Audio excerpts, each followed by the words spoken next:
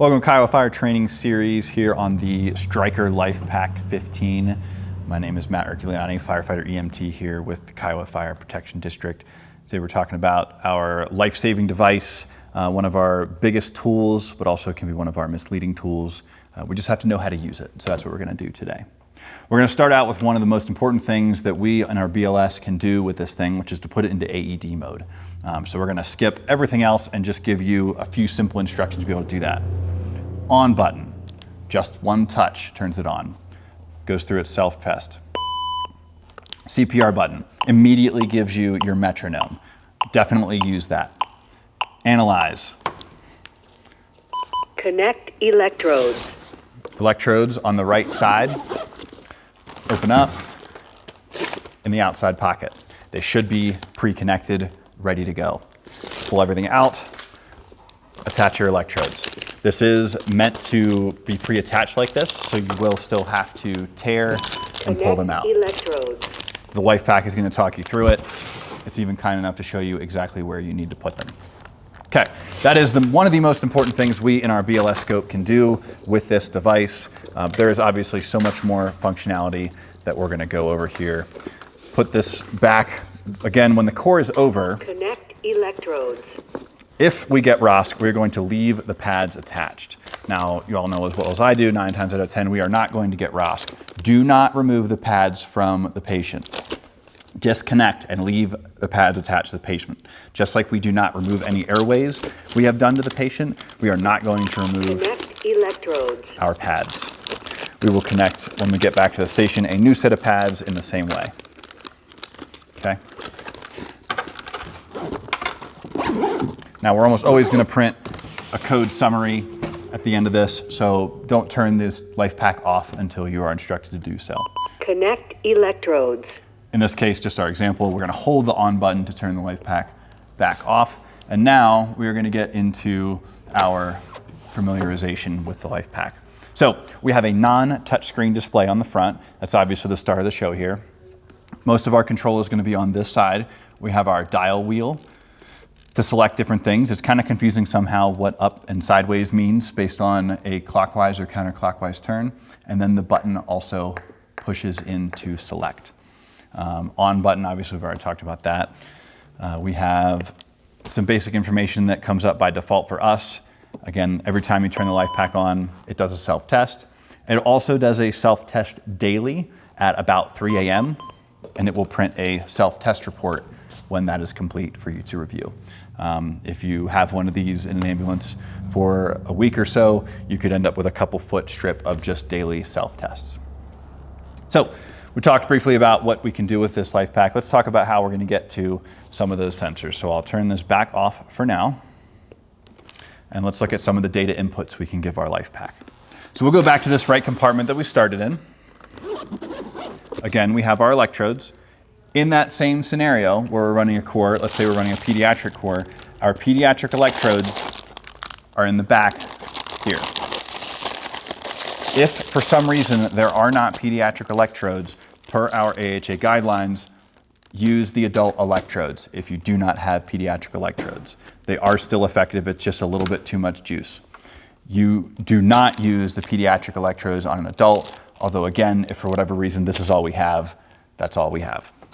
Also in here, we have our capno cannula that we keep here, and what fell out when I pulled it out originally, we also have a pediatric pulse ox. This is one of the tape types that we will put on, and that is kept in the same compartment as the electrodes, so you're almost certainly going to lose that when the electrodes come out. On the outside of this compartment, we have some additional size blood pressure cuffs. So we have child and bariatric.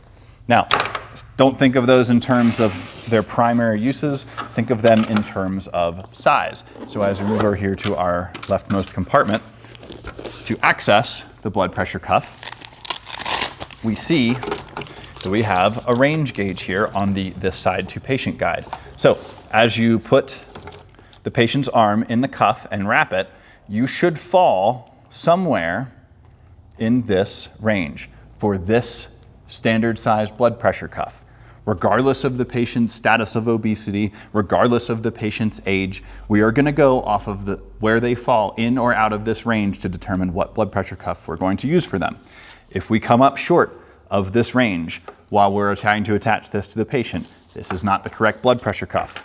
We will use the child. Think about frail grandma, frail grandpa. This is an appropriate use for that as well. If we fall outside of that range, this cup is too small. We will need to use the bariatric cuff. Don't just think obese folks, also think about muscle man. Okay? Now, this will automatically close and attach again, assuming you have this side to patient on the patient side. Your tube is going to come out, again, according to where these are, your tube is going to come out roughly mid-antecubital space here. So you're kind of going to end up with the tube come down somewhere over here. That's perfectly fine. You go a little higher if the patient needs to bend their arm or do something comfortable. If you do this incorrectly, you're going to end up with something like this. It's going to inflate up and it's going to immediately peel away and fall off. Don't do that. If for some reason you do that, or let's say the cuff starts inflating and you need it not to inflate, you can use the same way you're going to switch out for a different cuff to relieve the air pressure, and that is with this coupling. So push the coupling toward the coiled side, which is connected toward the Lifepack. You're going to push that down, and that is going to release the cuff. From there, you can attach one of the alternate size blood pressure cuffs. Again, that also creates a low resistance path if you need to push all the air out of one of these cuffs. We are going to leave the normal size blood pressure cuff attached almost all the time. To wrap this up, not super complicated, don't overthink it. I usually just coil it over, wrap it a couple times, so I get like 3 wraps of that, and then I'm just gonna wrap around. I like to seal it, make sure a little bit of Velcro touches just to keep everything together. As with anything on this tool, this is a sensitive electronic device, and some of these wires are really small. Obviously, our tube here is not going to be nearly as sensitive, but as we move into our next compartment here, things get a little more important. So below the blood pressure cuff is our EKG leads. So these default attached are our 4-lead EKG. You'll remember your smoke over fire, clouds over grass for left versus right. We have this device here to kind of help keep things organized. It's not foolproof. If it gets in the way, it unclips pretty easily. Don't be afraid to snap this off and ditch it if it's giving you trouble. Now, the wires in here are actually very, very small. So you have to be very careful not to exceed the minimum bend radius for these, which is essentially the size of your finger. So we do not want to kink these wires. These aren't cheap to replace. And if we don't realize we have damaged them and we try to attach them to a patient, we're going to get bad data. In the pouch on the front side of the flap is our 12-lead EKG leads. Again, they have that similar organizing strap, and they have this connector. That connector connects directly to the 4-lead EKG block in the middle here. You can see it says V1 through V6. Make sure that's nice and firm. And now you're set up to take a 12-lead EKG. To disconnect, don't pull from out here, pull from where the little finger indents are on either side. You can see there that. And on that side, just grab it, pull straight out, separate them. And then don't forget to put the cover back on. That's going to keep dust and dirt out of that port. Again, if we're whipping out the 12-lead EKG, we really want to make sure we get a good picture of that patient's heart. So if we damage this cord in any way, or we get dirt in those connectors, that could lead to an unreliable reading. To coil this back up, again, very careful not to exceed that bend radius. Nice big wide loops. We're going to coil this back up. Don't fight the cable. If the cable wants to bend a certain way, let it. And once we reach the end, our leg leads are going to be slightly longer. Once we reach the end, we're going to gently push it in. Again, we're making sure we're not kinking anything. Take your time on this part during reassembly. And then the 12-lead electrodes, a little more manageable because they're so much smaller. We're going to put those back in a similar way. Again, don't get caught up with where the block is. Just keep everything nice and loose. I don't really like how that's bent up, so I'm going to loosen it up a little bit. And then we're good to go. Stick these back in this mesh compartment on the zip up flap and make sure they are clear of the zipper path.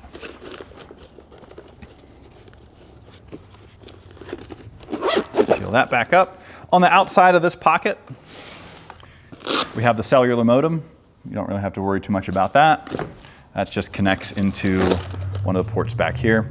The most important thing on this side in the back that you need to be aware of is this is the charge cable. So when the Lifepack is in the ambulance, we'll connect this to the back of the ambulance, and that will charge the batteries that are behind this pouch to keep them topped off. We can also just replace the batteries. So while we're back here, we'll start there. In this rear compartment, to get to the batteries, we're gonna peel it up and then pull down on the yellow strap. Close this back up so we don't lose any of our contents. And that reveals the 2 batteries in the back. The Lifepack is designed with 2 batteries so that one can go dead and function off of just a single battery. You could technically have the Lifepack function with just 1 battery, but we would like to try to always have 2 fully charged batteries when we start a call. How does this work? Pretty straightforward. Battery goes in contact side first, so you push it to the center and then push down, and then you will release them with the pull tab on the side here, push it in toward the battery, and then cantilever it up, and then you can pull it out. Batteries also have an indicator directly on them. You can see we have 2 fully charged batteries. That's great. Reattach this in the same way we took it off. The yellow strap goes up and on, and the flap goes over to protect the contents. While we're here, we might as well talk about what's in this compartment. So we have another capno cannula. The actual electrodes here at CryoFire, we do not pre-attach our electrodes. They tend to dry out in between calls where we use them. We usually have an opened bag and an unopened bag. We should have at least one unopened bag back here. Opened bag is good if we just want a quick forelead just to look. If we're looking at something specifically cardiac in nature to try to rule anything out, we're gonna lean toward using our unopened pack. Also in this compartment, inline capnography. So if we're gonna attach to a BVM, we're gonna use one of these guys to keep an eye on what that capno is in a core, for example. We got some loose electrodes. We have our neonate SpO2. Once we get to SpO2, we'll talk about how these attach, but they're pretty easy to switch out if we need to. And we'll talk about when you know for sure you need to use one of those if it's not quite so obvious as, say, the patient is incredibly small. Back here, we also have a full roll of monitor paper.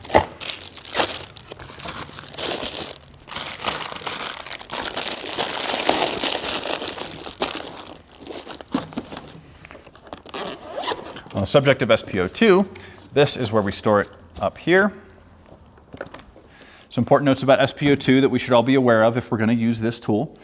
This specific one does not tell us. Actually, this one will tell us. So we have the SpCO. So this is supposed to detect the presence of carbon monoxide. So if a carbon monoxide is detected in the patient's blood, it will put a special alarm on the monitor screen for us.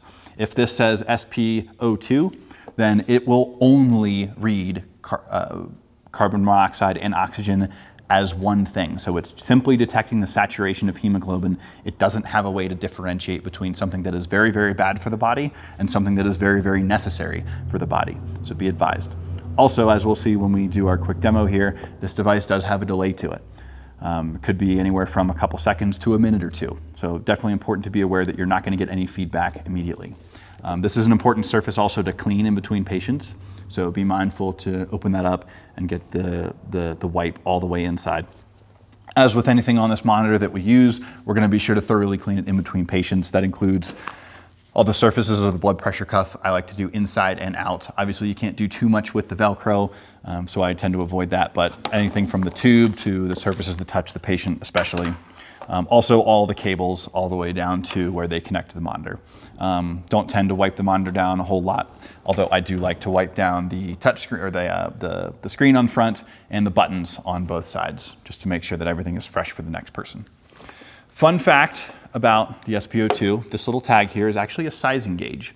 So if the finger just barely doesn't clear the nail, as you can see, mine does not. You get a little bit of nail still behind there. That means that this is appropriately sized for that finger. If we use my pinky, for example, it passes the fingernail bed and comes almost up to my first knuckle there. That means that this finger is not an appropriately sized finger to use. Obviously, I cannot get my thumb through this hole. That is not an appropriate finger to use. If we were going to use my pinky, we should probably lean toward using one of the pediatric sizes. Obviously, a child's finger is going to slip right through that, so we will, of course, be using the pediatric size.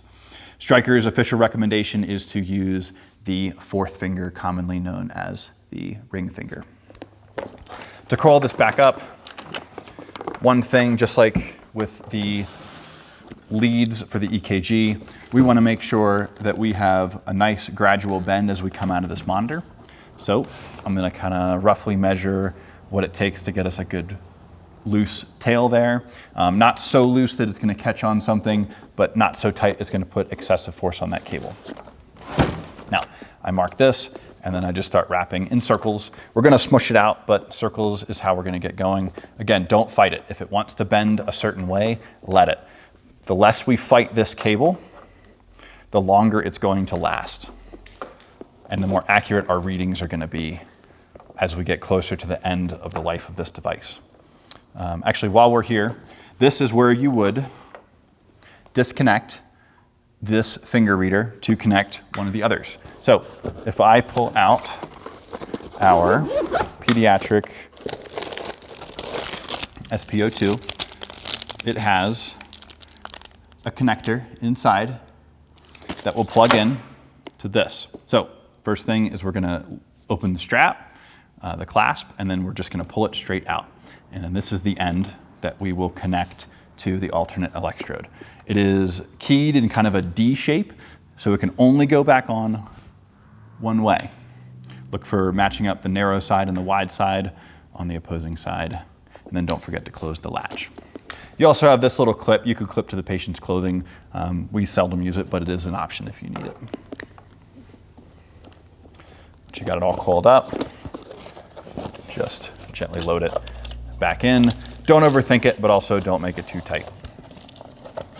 Also in this compartment, we have a razor. So if we need to shave a patient real quick to get pads on them or get EKG electrodes on them, we'll use this. And then we have our aspirin and nitro. Nitro is going to be primarily in that medic scope, but we as EMTs can give 4 tablets of the chewable aspirin, and the patient will chew those during an MI or suspected MI. That covers all the compartments on the outside of the Lifepack 15. So we will move as I get this put back together. We will move toward the front.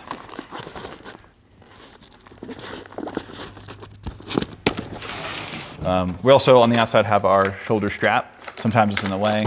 You can unclip it. It's just a simple latch mechanism if you need to rearrange something or get it out of the way. It's good on longer hauls. 4 connectors on the front. We talked about our capnography on the very top. That we will connect and reconnect as needed per patient. Obviously the capno cannulas are single use, so we'll throw those away in between each patient.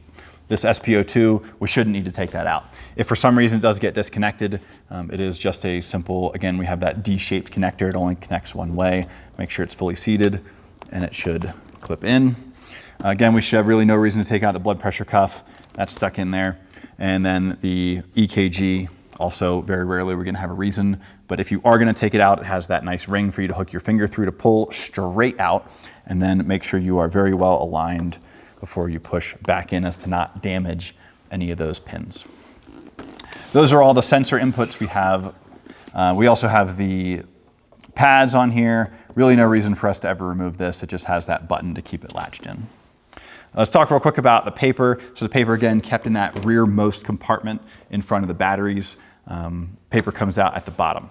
To replace the paper, we have a button here at the bottom, or a slide. So we'll pull that out, and that will open up the compartment, and the cassette will just slide out.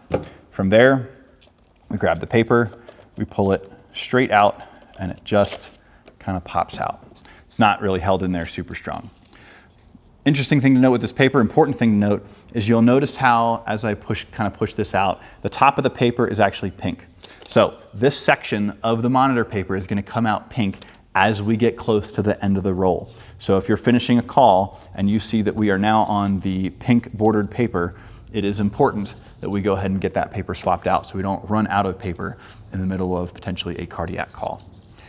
Note that is only on one side. So you see the pink shows here, but if I push that through, no pink on that side. So something to be acutely aware of that could burn us pretty hard if we're not careful.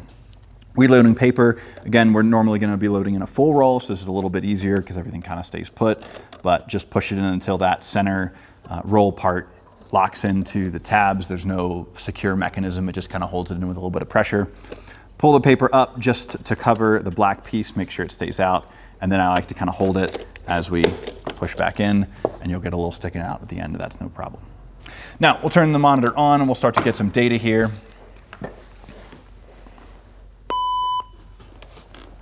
We have our battery levels in the top right corner. You can see it kind of hunts for whichever battery it's going to work. And then that alarm sound you just heard means that the Lifepack has some kind of error. In this case, it's our SpO2 check sensor. If you hear that alarm, give it a quick peek. Make sure you know why it's an alarm. There are various reasons why this Lifepack would alarm like that. It's important for us to know that it's not anything serious. Like again, with the SpO2 detecting that carbon monoxide. We have our basic levels here. These are pretty standard for us. We have lead 2, we have our SpO2 in our V1 graph, our SpO2 percentage over here, our heart rate in the top left, and then once we activate our blood pressure, that's going to show up in the bottom left corner here. Again, our alarms are going to be displayed at the bottom. At any point in time while we're in the Lifepack, we can get back to this home screen simply by hitting the home button down here. We can also change the color of the screen by hitting the sun button. We hit that, we go into our light mode. This can sometimes be useful in broad daylight if we're getting direct sunlight to kind of help us see what's going on. We'll hit that again to go back to the dark mode, which is where we normally like to live. We talked about how to put that in AED mode, so we're not going to go too much into that. We can quickly hit the lead button to change what we're going to be looking at here. So we'll leave that. We can go to paddles. We could go to our standard one, so like lead 2. And then we also can select these individually. So we'll leave that as lead 2.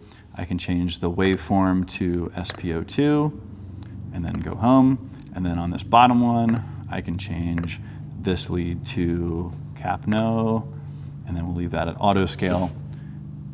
Ta-da. Now, if we're not getting enough size on this, or perhaps it's overflowing or it's really small, we can actually change the sizing scale, the vertical sizing scale on any of these leads by magnifying it to a certain degree. We're obviously not going to see that because we don't have any leads hooked up, but this would change it either by compressing it by half, compressing it down to a quarter, or magnifying it. And we can always just go home to cancel that.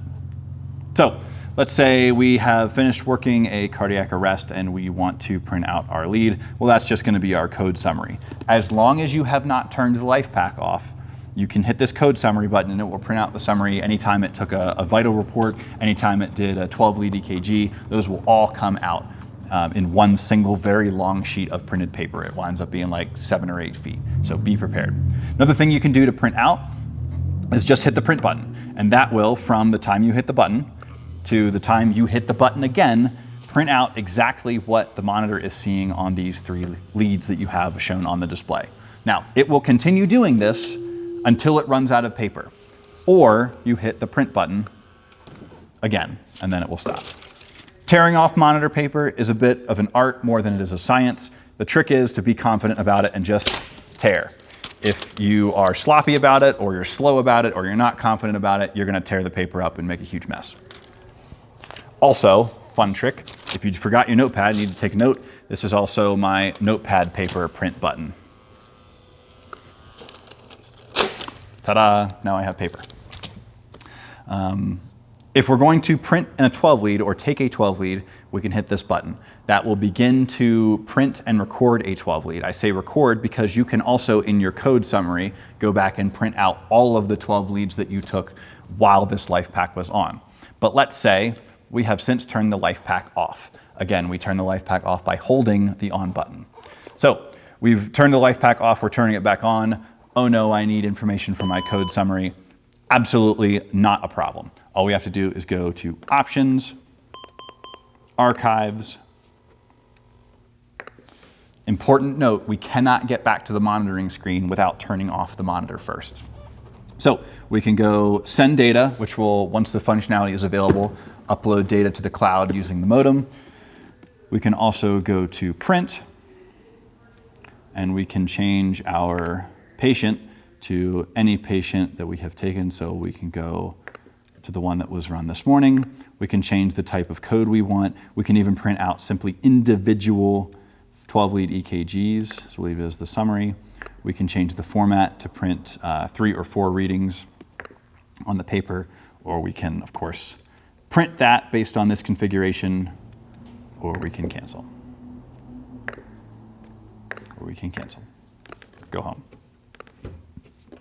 All right, again, we cannot simply go back to monitoring mode. We actually are going to have to turn off the Lifepack, and then we can turn it back on. Generally, you are not going to concern yourself with anything in the green box. That is all going to be very ALS-y stuff. Also, sync is going to be more or less ALS. NIBP is the button you care about. And then, of course, on, CPR, analyze, and shock are the buttons that you care about for when it is in AED mode.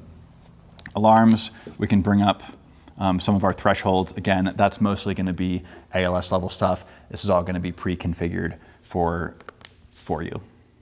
Again, at any point in time, if you get lost in a menu somewhere you don't know you're supposed to be, just hit the gray house to get back home.